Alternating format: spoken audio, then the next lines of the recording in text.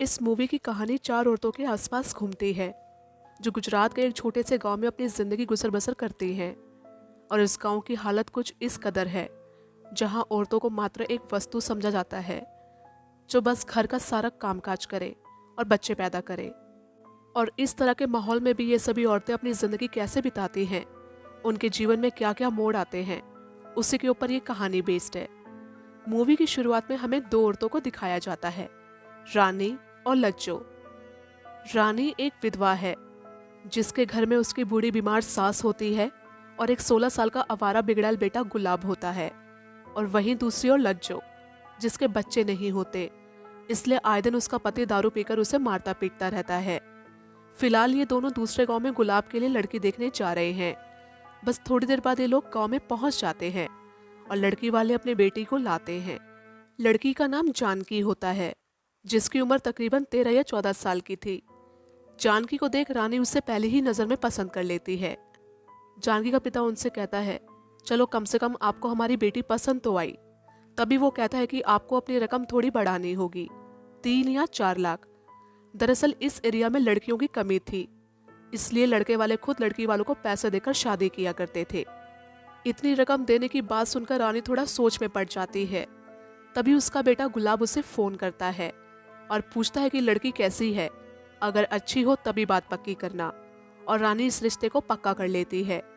उसका बेटा गुलाब एक नंबर का आवारा बिगड़ैल और दारूबाज था जो काम धंधा नहीं किया करता था, अपने दोस्तों के साथ मिलकर दारू पिया करता था और लड़कियों के पास जाया करता था।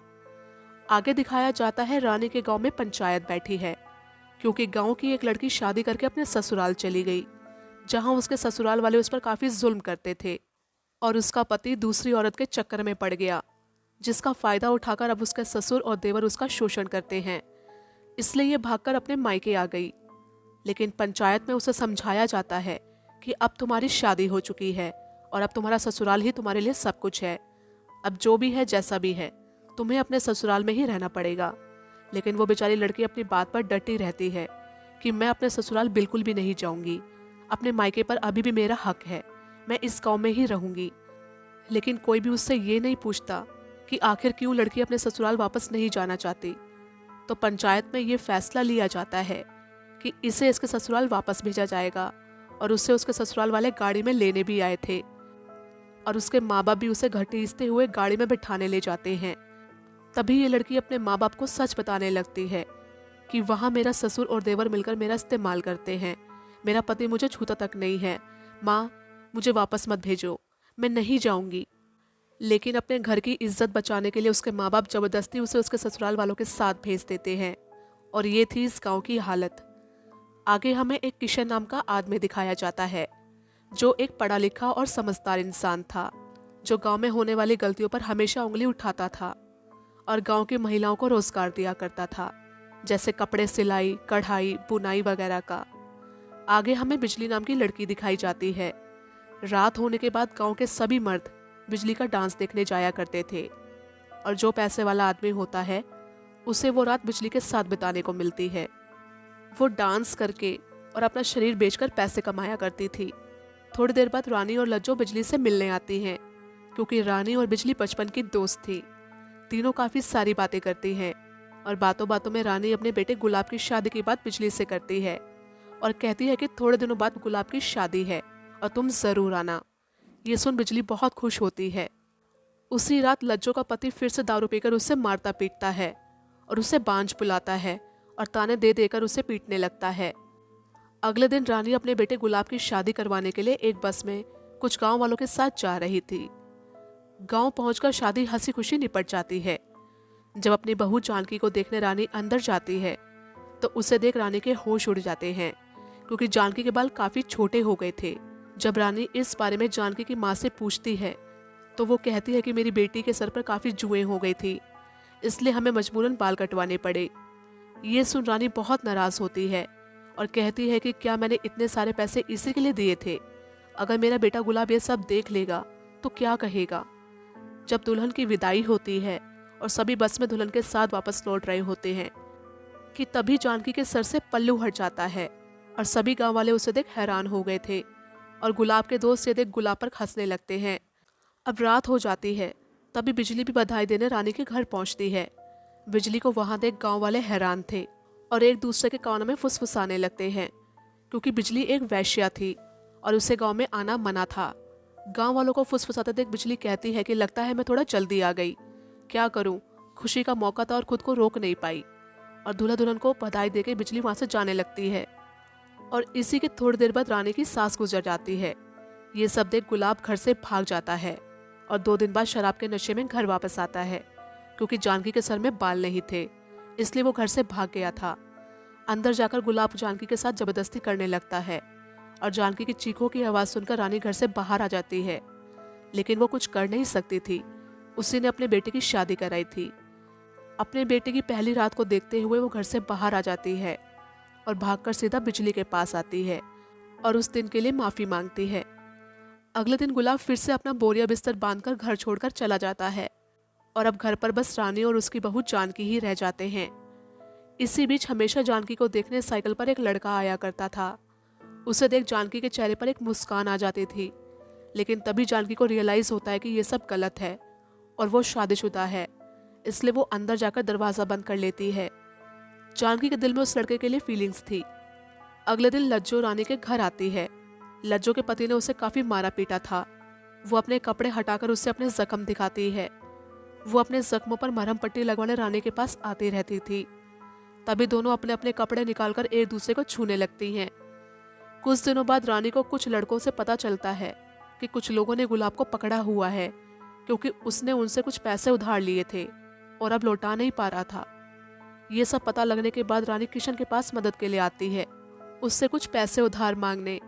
किशन जैसे तैसे करके कुछ पैसों का जुगाड़ करता है और रानी को लेकर शहर गुलाब को उन लड़कों से छुड़वाने जाता है। तभी रानी को पता चलता है कि गुलाब वो पैसे अपने हवस मिटाने के लिए लोगों से कर्जा लिया करता था। रानी उस आदमी को उसका कर्जा वापस देकर गुलाब को लेकर गांव वापस आ जाती है। एक दिन रानी, बिजली, जानकी और लज्जो बिजली के रिक्शा में बैठकर एक जगह मौज मस्ती के लिए जाते हैं। तभी तीनों के बीच बातों ही बातों में बच्चों को लेकर बातें होने लगती हैं, जिससे लज्जो थोड़ी निराश हो जाती है, क्योंकि वो अभी तक माँ नहीं बनी थी। बिजली उससे कहती है कि जरूरी नहीं तेरे अंदर ही कोई कमी हो। वो कहती है सिर्फ औरतें ही बांझ नहीं होती, मर्द भी बांझ हो सकता है। अपने पति को बोल कि अपना टेस्ट करवाए।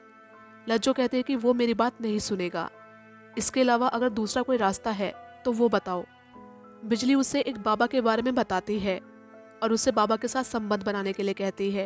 वो कहती है इससे ये पता चलेगा कि तुम माँ बन सकती हो।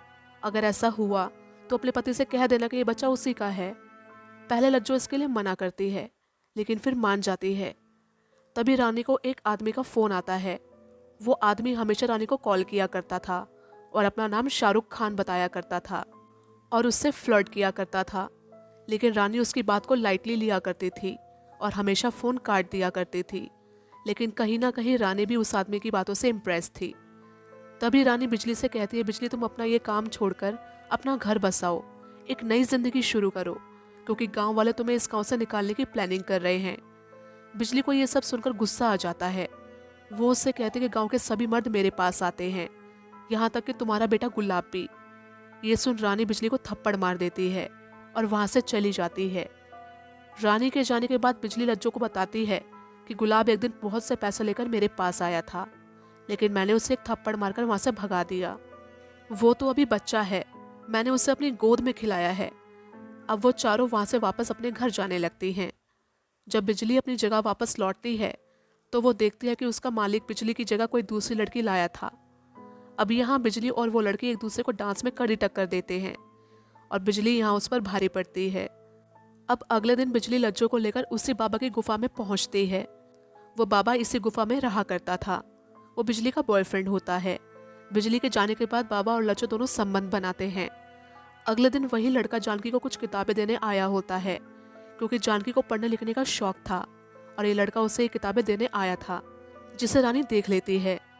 रानी के पूछने पर वो लड़का घबराकर किताबें गिराकर वहां से चला जाता है। तभी जानकी घर से निकल वो किताबें उठा लेती है। रानी ने गुलाब की शादी के वक्त एक आदमी से कुछ पैसे उधार लिए थे। उसका पैसा वापस करने के लिए रानी कई दिनों से पैसे जोड़ रही थी। जब वो उसका पैसा देने अंदर अपने बक्से के पास आती है तो जिस पोटली में उसने पैसे रखे थे वो पूरी खाली थी। रानी को लगता था कि जानकी ने वो पैसे चुराकर उस लड़के को दे दिए हैं।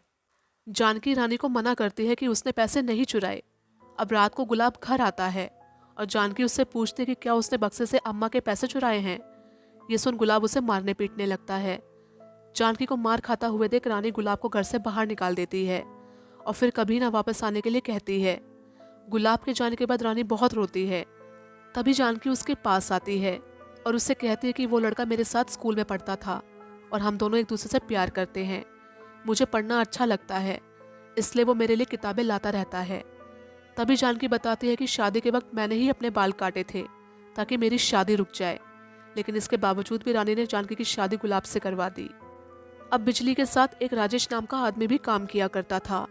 वो बिजली को अपने साथ ये काम धंधा छोड़कर अपने साथ दिल्ली चलने को बोलता है, जिसे सुन बिजली को एक उम्मीद की किरण दिखाई देती है।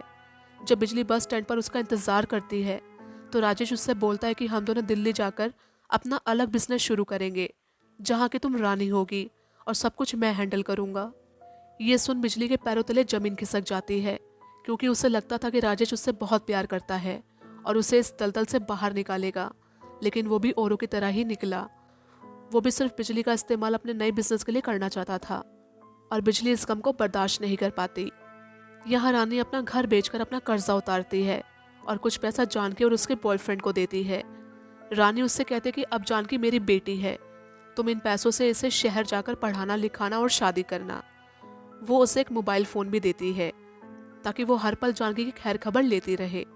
अब जानकी और उसका बॉयफ्रेंड हमेशा के लिए वो गांव छोड़कर दूर चले जाते हैं। यहाँ लज्जो उसी बाबा से प्रेग्नेंट थी और रात को अपने पति को माँ बनने की खबर सुनाती है और उससे कहती है कि ये बच्चा आपका है।